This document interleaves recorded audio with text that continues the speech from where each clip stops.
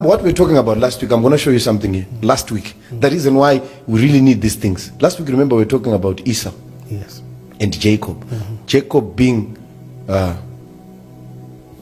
one who put the yoke on Esau. Esau being the man of color. Now, I want to show you something. There is something that is done by Jacob to Esau. Esau brings in the meat. He's the hunter. Today we need to talk about the pot of stew, that bow of stew. That bow, I'm telling you, that bow, if I could see it, I'm going to kick it. Yeah, true. So the bow of stew is put on the side, knowing one day this boy will come in. And I will trade the bow of stew for his birthright. Right? I hope you're hearing what I'm saying. Now, I want you to see something. Esau comes in from the field, is very hungry. There's a deficit in his stomach. Yes, true. So the deficit or the hunger causes him to be desperate. Yes. So he has no choice but to borrow from Jacob. But the meat that is borrowing from Jacob, he's the one who brought it in the first place. the one who hunted it. Do you know there are what I call Jacob nations in this world? Okay. Yes. Powerful nations. Yes, true. They came together, put money together. They created a bowl of stew, Yes. which you now call IMF, which you call World Bank. That's where the Africans run to. So when we are in a deficit like yes. Esau, Yes. Yeah. we run to the borrow. IMF. I don't know if you're hearing what I'm saying. Should I go on? Should I go deep on this one? Go deeper.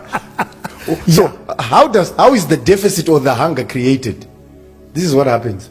There is what they call the balance of payment in economics. Yeah.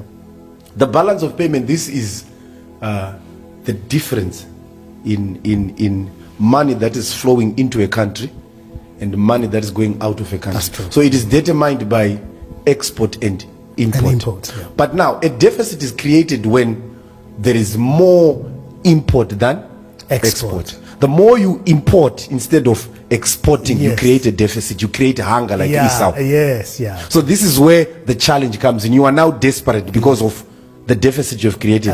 What do? You go to the pot of stew. You go to borrow. But what is in the pot of stew? It came from you. Yes. Because you are the ones who are buying Mercedes-Benz from Germany.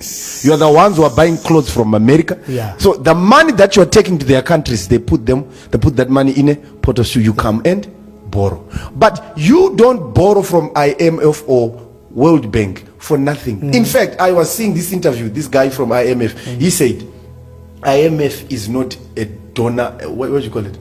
Yeah, it's not a donor company. It's not, it's a business. It's a business. Because someone was asking them, why are you giving Africa all these? They're not being charitable. Why don't you just give them for free? They Yeah. said, no, we are a business. But my question is, how come, for an example, a country goes to borrow money from IMF, right? They borrow the money. How come I've borrowed and I've not yet finished paying? If I go back, they give me again. What kind of a credit is that? Yeah, that's true. I don't know if you're hearing what I'm saying. Sense, yeah. Do you know why they do that? They understand the Proverbs 22 verse 7, which says, the borrower Yes. is servant to the lender. To So the to them, the thing which is important is not you borrowing. It is you becoming a servant as you are borrowing. They will enslave you because of that money. So because you are now a slave, you have no choice but to give them your birthright. What is your birthright? Your birthright, that is what God gave you. Yes. It's your right, it belongs to you. For an example, your land, Yes. your minerals, Yes. Yes. Yes. your people, your culture. Yes. Yes. True. So what they do is when they give you that money, they are now after your birthright. That's why they are now able to come and buy things for cheap here. They take our raw materials to their countries. They make cheap things, then they come and sell them to us. To continue to impoverish Africa. Because they are now taking our birthright. You will find in Africa, you can have someone from China, India, America owning buildings, a chain of buildings. This is it. How come? They are now taking your birthright. Eish. They can also take your culture. Because it's your birthright. Yes. Why? You have no choice but to give them. Because you owe them. You are a servant.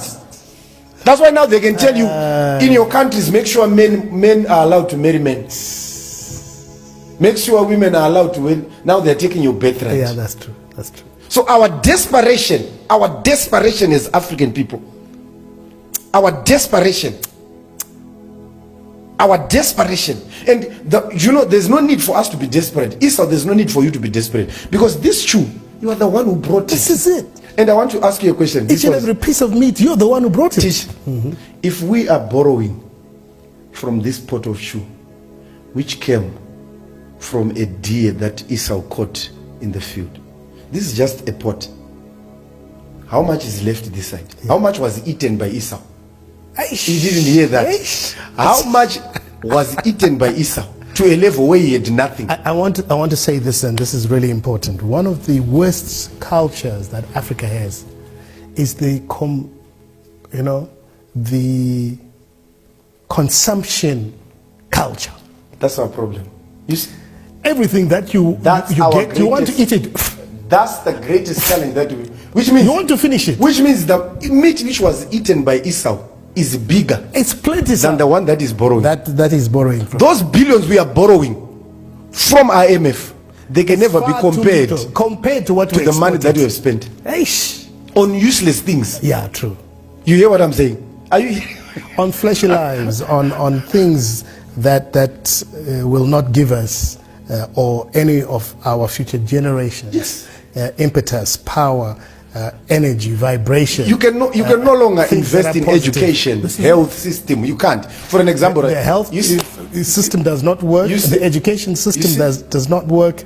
The banking system does not work, because all of it has been consumed. You see, it's been eaten up. The challenge that Esau has when he gets a meat from the forest, or when he gets something from the forest, he does not save, because if he was saving, he was going to create his own IMF. And he would have made business from Jacob. You know, by now Jacob had nothing in the beginning. By now, Southern Africa should be having their own IMF. Yes, and we should be lending to the other. You hear what I'm saying? But we can't do that because we don't save. If I tell you right now we are in a crisis, coronavirus, Esau is coming from the field. He's in a crisis. He's hungry. That's a crisis. But because you didn't save, you have to borrow. We are in a crisis. Do you know that right now there are about 20 sub-Saharan countries that have applied to borrow $16 billion from IMF, and it has been approved. But I want you to know something. That money is not coming for nothing. They want the birthright. And that money is going to be very expensive, not just for us, but for our future generations. Mr. Mataz, if I tell you 10 power countries in Africa, South Africa included, Nigeria, Morocco, do you know how much they owe in debt? Just 10. And these are power countries that we admire. We think that they're the ones that are doing it. Do you know how much they owe in debt to IMF, World Bank, or China? How much? 569 billion. These are the power countries. What about the small ones? Why am I saying this? Someone will ask, why are you saying this, man of God? Why are you saying this? To show you how much the world, to show you how much Africa needs Christ. When I say Christ, I'm not talking about religious Christ, where people stand on pulpit and they're jumping around and making noise. I'm talking about a mindset, the mindset of Christ, which lifts our thinking from lower thought. All these things, they are caused by lower thought. True. Because someone will say you are not preaching Christ. I know how people will react. You should stick to preaching Christ. Preaching Christ. Man of God, why are you talking about these things? Why are you talking about money? Christ has to be relevant to what is happening in the world. Why are you talking about the things that happened in the past? No, we should preach Christ in relevance to what is happening to our world. Christ should be the answer to our governments.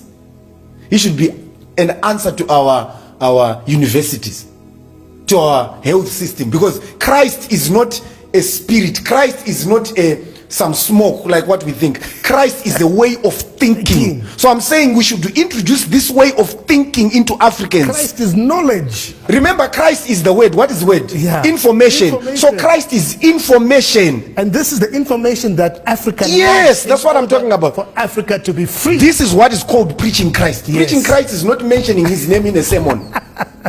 You can mention the name of Christ 10 times in a sermon, but you have not preached about Christ. No, you haven't. Preaching Christ is giving us information which creates the Christ mindset in us. So I'm saying Africa needs the Christ mindset. When we have the Christ mindset, we don't borrow from them. Africa will be free. We'll do our own thing. Africa It's a will be mindset free. that we need to carry. That's why Christ came with the good news to give it to Africans. Yes. I've been sent. Remember, the person who told us what Joseph did in Egypt is not an Egyptian. It's a fellow Israelite. Yes. Which means if Moses did not write down, we're never going to hear about Joseph. Which means there's need for an African to stand up and tell us Yes. what the black man can do. I'm telling you right now, a black man can change this world. You know,